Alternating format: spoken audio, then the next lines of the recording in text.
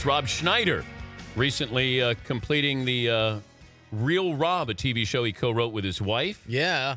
And self-financed, produced, directed, starred in, stand-up tour. No one else would pay for it. It's not like I said, you know what I should do? I should pay for my own show. It was clearly You didn't do Kickstarter? Did they kick it back and say no? Well, my fans already paid once. You know, that's how I have my money from the first time. See, that's the thing I don't understand about people who do Kickstarter. He was in Deuce Bigalow and The Hot Chick, 50 First Dates. He's in the Sandler movie that will come out next year. That we did together. Yeah, we did the last time Ridiculous I saw you. Six. Yes, we saw the Ridiculous Pacquiao fight. Yeah, we did. What a waste. Oh, did I tell you guys that we were watching the Pacquiao-Mayweather fight? So we're in. No, where did you see that, Dan? Dan? I'm in Sandler's trailer. These guys were killing me. Oh, I never heard that story. So I heard you hearing that story. So Adam Sandler invites me into his trailer, and then Rob was in there. So I'm there with the Sandman. And then Nick Swartzen. Yeah, but there's Luke Wilson and Terry Crews, and so it's a movie star trailer there. But Dan's not wanting the star treatment. That he gave up his seat on the couch for one of the movie stars, which is very nice. But you know what though, the thing about it, like, we got to be careful if you say Adam Sandler, and like you did, it's like, hey, why don't you put me in one of those movies? You said, do you mean it? So that was about 17 movies ago. Yeah. I think Dan is going to actually get a retirement money now from the Screen Actors Guild. I'm serious. He's done like 12 of them. He sounded almost angry when we're getting ready to watch the fight, and Rob goes, "How many movies you been in?" I said, "I think 11." You what? Like how dare you be in 11 movies? I know, because I think you've been in more of Sandler movies than I have, which is saying something. Yeah. Well. But you know what though? But you're good at it. He wouldn't have you do it unless he would do once or twice to be nice. But like you come to play, and you did great. And I also kind of liked when you're ready to go on set, you had your game face on, and I mean that because you're ready to go, and you don't want to let down you got a gravy train going here.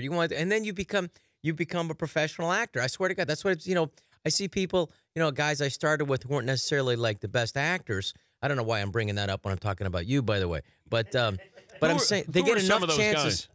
Well, I want to say, but like one of the biggest action guys out there, I wouldn't say if and I don't mean to like bang on Tom Cruise at all. I mean, I think he's very good. But if you see him in Cocktail, and I don't suggest that you do, because it was a crazy movie about how much people love bartenders, and it's like, you know what? There's a problem in the premise of this movie. I'm sorry, we can't make an action movie, a fun movie about a guy who can throw a bottle up and down.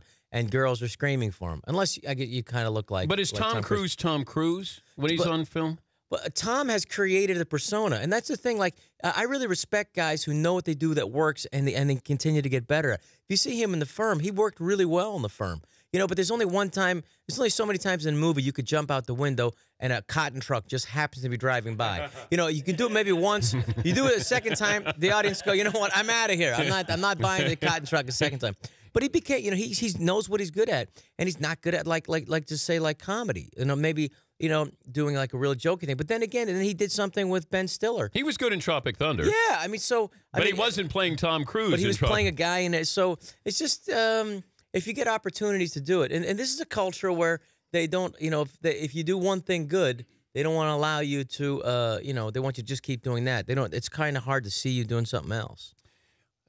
I love this call that I got from Rob. Now, he was very polite, and it was very nice gesture. He did Deuce Bigalow, and then he says, hey, I'm doing Deuce Bigalow, European Gigolo. And I said, oh, good luck. And he goes, well, would you like to be in it? And then I think you were shooting in, like, Copenhagen or something. And, yeah. And we're shooting in Poland in February. And he said, you need to take off 6 weeks. And I said, no, it doesn't work that way for me. But I did ask. You would have been great. Yeah, I thought about it, and it was a really good role. It would have been fun. Yeah. And let me tell you, you wouldn't remembered any of it because we shot it in Amsterdam. But it was it was one of the fun times in my life. It's like one of the things the life experience ended up being better than the movie. You got to be careful. Yeah. But that was coming.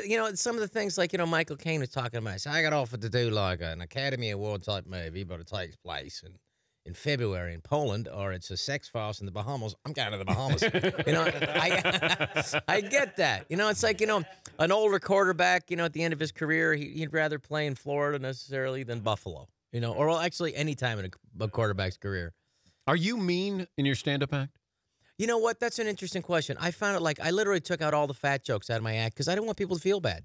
and half of the audience is like, they work for a living, whatever, and the people get heavy. You just like I'll tell you what really happened was. But like, if you're fat, then you can have those shows. I think it's the tone. I think you're right. The thing about like Sandler movies to me, and I mean this, I don't think there's not a mean-spiritedness to it, and that's important. There could be some mean jokes, most of them aimed at me, but I think that it's not intended to harm, and I think that's important. It should be like, like I talk about, being in my 50s and like the audience of being in your 40s, the difference is, guys in their 20s, if they see something really heavy, they go like, I wonder if I can pick that thing up. I think I'll try to pick that. I think I can pick that thing up. Guys over 40 are like, I wonder if I can get some dumb, you don't know what to pick that thing up. And so I bet you could pick that up, that kind of thing. And like, it's not, and I said, I'm at the age now, it's not that I'm less interested in sex, but I'm as interested in cookies. So there's some benefits to having low T, and I think that, or less T. Guys in their 20s have too much testosterone. Guys in their 20s, like, if I don't bang that girl, I'm going to blow my brains out. Who is guys over 40 are like, if I don't bang that girl, I'm going to get something to eat. Give me the guy you ran with that was off the charts. Well, I mean, as far as like a stand-up comic who was just like party guy. Party guys. Well, Farley was hard to keep up with. The first time I met him, I'm checking into the hotel, and I hear this guy. I didn't even know who he was. I just knew that I was working with a guy named Chris Farley. And the guy said, I need a smoking room because I like to smoke. And I'm checking in at this hotel. I like to smoke, and I'm a smoker, and I love to smoke, and I need my smoking. And I like, I go through about a pack a night, and I hope it's not a problem. And I don't want anybody complaining because they can't deal with the smoke. And I went like, who is this a-hole? And he said, the name's Farley. Yeah. So I said, hi, Chris, how are you? I'm going to be working with you. And he said, well, hey, come on, what are you doing tonight? And I went like, I might have plans. He said, oh, come on, let's go. I'll come with you. And it was like the next thing. We went to a place called Joe's. It was a Mexican restaurant, and it was on 50th and 8th, or 50th and 8th. I never went back after that night with him. You couldn't? Yes, we were not allowed to. He had 9 shots, and then he was on the table and taking his shirt off, and he wasn't a famous fat guy. He was just a fat guy at that time, taking his shirt off on top of a table. But at the same time, you laughed. It's the one thing. It's like Tom Arnold talks about, which is really true. Was that even when he was really drunk or whatever, he was still really funny, and he wasn't mean. You never heard what an a-hole he was. Yeah. You didn't get that, except if you talk to David Spade. Yeah, but so is Spade. But Spade was like, they had like a wonderful competitiveness about stuff. Like, Spade would have to have a special food, and Farley, as a joke, would take the food sometimes, and just right before David, needs to eat it at a certain time, he would take it off the table and start stomping on it and laughing like, and David would be very upset about that. You got a Letterman memory? Yeah, you know what? The first time I did, first of all, I had a manager in San Francisco when I first started stand-up, and I got offered to do the show, and he said, say no. And I go, like, what? This is my dream to do it. I'm like 23, He said, no, say no, because like everybody says yes, and then they've only got one thing. He said, say no, and then in 6 months you'll be even better, and then they'll go crazy for it. And sure enough, he was right. So I said no, and then they just kept calling me. And then 6 months later, I was better, and I did the show. And this is before they mic'd the audience. I did it in October of 1987. And I just remember like it was just like yesterday. And you had to go, and so when you go on those shows, it's like the proximity is really close. It looks big on TV, but you're just standing here, and Letterman's like 8 feet away from you, behind the desk, And I remember like once you've been doing a few things, like talking about that's what Tom House is so interesting, because your repetitive, and how to deal with the pressure. And like when I went out there, my first 2 jokes, the only person laughing was Letterman.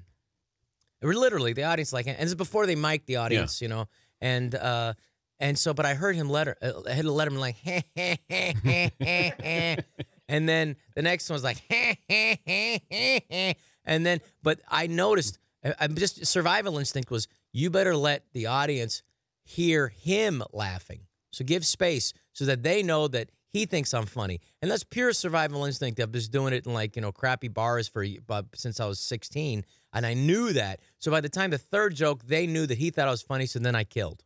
But that was like, it's purely survival instinct. And then it went really great. So that was like pretty amazing. And then I sat next to him and I went like, he was like 44, and I went, wow, he's really old. And like, it's like, wow, because when you're 23, like he doesn't look. It's like, whoa, holy crap, He's Rob Schneider. You can go to robschneider.com, and his Twitter handle is at Rob Schneider. He'll be in the Ridiculous Six coming out next year. With the great Dan Patrick. Yes, of course, playing Abe Lincoln.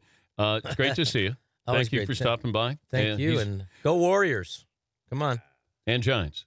And Giants. And Yeah, but the Giants, it's it's an odd year, so So you're not going to win. we're gonna be yeah. We're best to worst, we got that from first to worst, and then next year worst to first. That's what we do, baby.